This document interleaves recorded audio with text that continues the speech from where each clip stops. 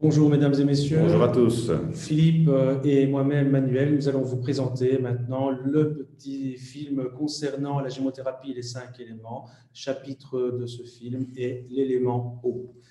Voilà, l'élément eau, en fait, pour permettre un petit rappel, il y a 5 éléments dans la nature. Selon la théorie chinoise, 5 éléments, 5 fréquences cardiaques, 5 couleurs, 5 luminosités, 5 saisons, 5 parties de votre corps, comme je l'avais dit tout à l'heure, mais on peut même maintenant se référer à l'intérieur de votre corps. Vous avez 5 organes: le poumon, le cœur, le rein, la rate et le foie. Donc nous sommes dans un système de holopathie, c'est-à-dire que votre corps est à l'image de la nature. Donc les 5 éléments, pour les citer, vous avez l'élément bois, l'élément feu, l'élément terre, l'élément métal, l'élément eau. Maintenant, nous allons nous tracasser de l'élément eau, et cet élément eau, lui, en fait, contient euh, un organe qui a une même fréquence, c'est une saison, une couleur. Donc l'organe, c'est le rein, l'entraille, c'est la vessie, d'où son nom eau. Je pense qu'il y a un lien très facile.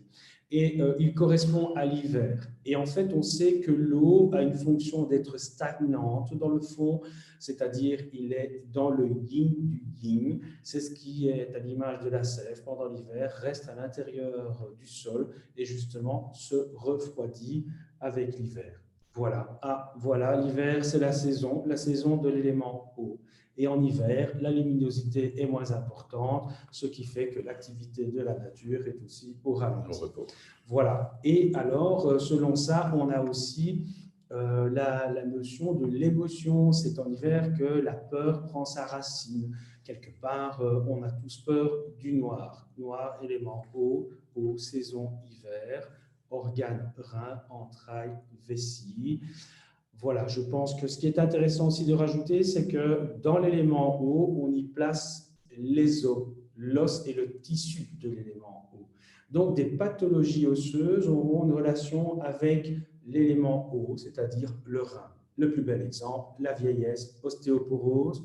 Ostéoporose, c'est une moindre densité osseuse. Les os, c'est le rein, c'est l'élément eau. Et donc, la vieillesse permet de mettre en évidence que l'énergie rénale commence à disparaître. Comment utiliser l'élément eau pour des pathologies osseuses, pour des pathologies de rein, pour des pathologies de vessie?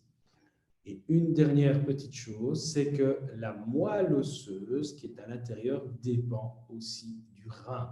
Donc, des pathologies de moelle ou des pathologies de perte de mémoire qui correspondent aussi à la vieillesse, on peut utiliser l'élément eau. La saison commence du 8 novembre jusqu'au 15 janvier. Dans la logique ici, chez nous, ce n'est pas du tout ça. En fait, on s'est repéré à la nature et logiquement, les premières gelées, les premiers froids qui commencent à arriver, c'est quand même au mois de novembre. Voilà, les bourgeons qui ont été sélectionnés après une étude d'électrothérapie et de vérification au niveau des articles scientifiques et puis l'association des anciens écrits tels que le docteur Teto, tel que le docteur Henry. La composition des flavonoïdes également permet justement d'expliquer pourquoi on a choisi donc, ces différents bourgeons en rapport avec l'élément eau. Et alors, on a choisi le bouleau, le séquoia, le framboisier et la prêle. Pour certains, ils ont déjà quelques idées par rapport à ce choix. Voilà, je laisse la parole à Philippe. Voilà, le bouleau, bien sûr, est un arbre très important en gémothérapie. On va utiliser son bourgeon, mais également d'autres parties qu'on ne va pas détailler ici. C'est une plante ayant une grande souplesse dans la nature, mais surtout une grande adaptabilité.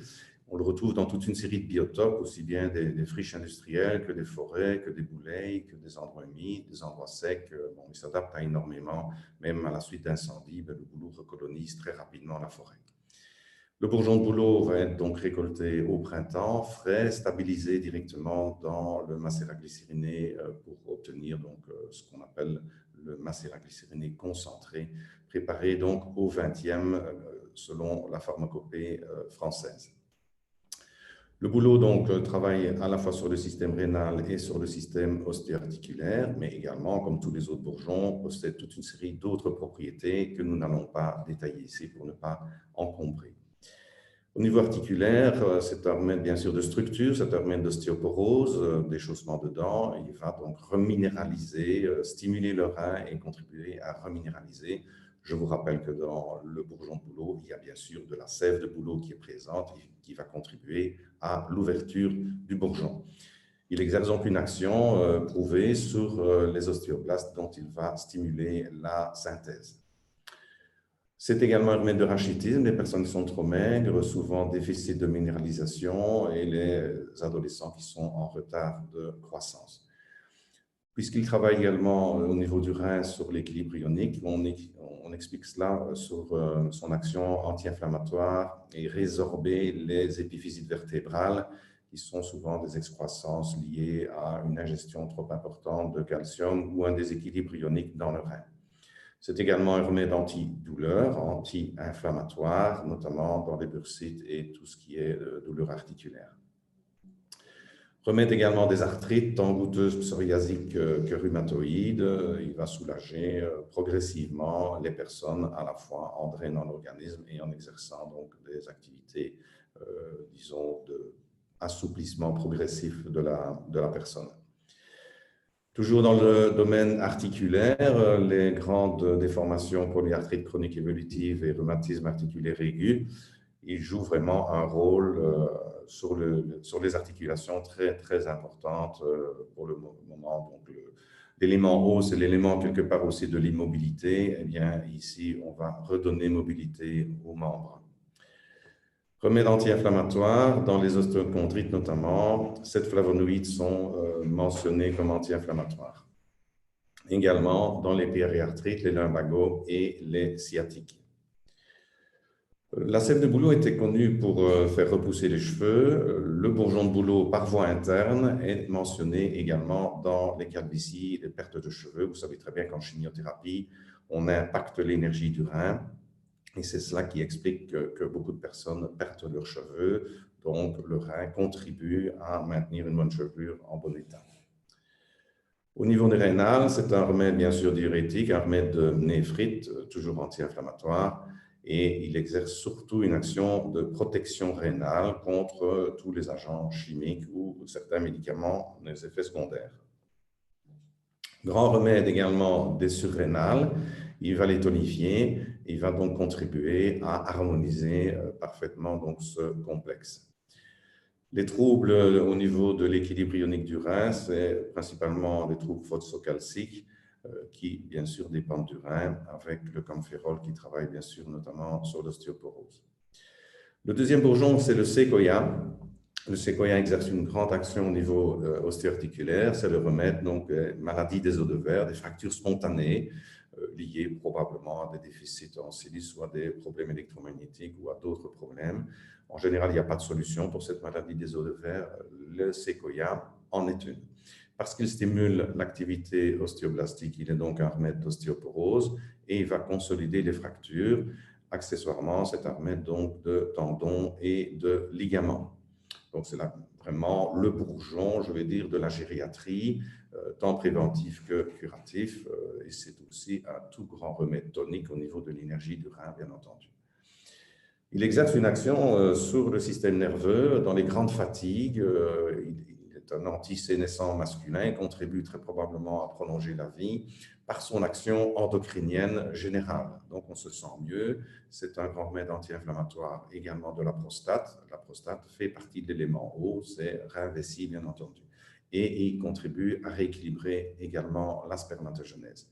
C'est un remède très puissant qu'on va prendre en général le matin. Toujours au niveau nerveux, il retarde le vieillissement. On vous a dit tout à l'heure que le rein était la mère des moelles et les moelles se trouvent notamment dans le cerveau. Voilà pourquoi le séquoia va stimuler le tonus intellectuel tant chez les malades, notamment l'Alzheimer, que chez des étudiants qui ont besoin d'une certaine concentration. Pour les personnes âgées, c'est tout à fait indiqué. On pourrait dire que le séquoia, c'est l'adaptogène de la gériatrie au niveau nerveux. Il intervient bien sûr dans les dépressions puisqu'il exerce une action tonique, également mentionné donc comme tonique sexuelle dans beaucoup de syndromes neurosexuels. Voici ici son action neuroprotection dans l'Alzheimer, notamment avec la rutine. Et pour terminer, le framboisier qui travaille, lui, sur le système urogénital.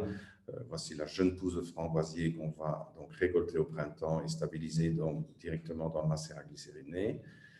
Elle exerce vraiment une action très importante au niveau rein et vessie, notamment dans les syndromes notamment de postménopause, de ménorrhagie, de mastopathie, de troubles de la libido, de kystes divers et le syndrome d'hypogonadisme également.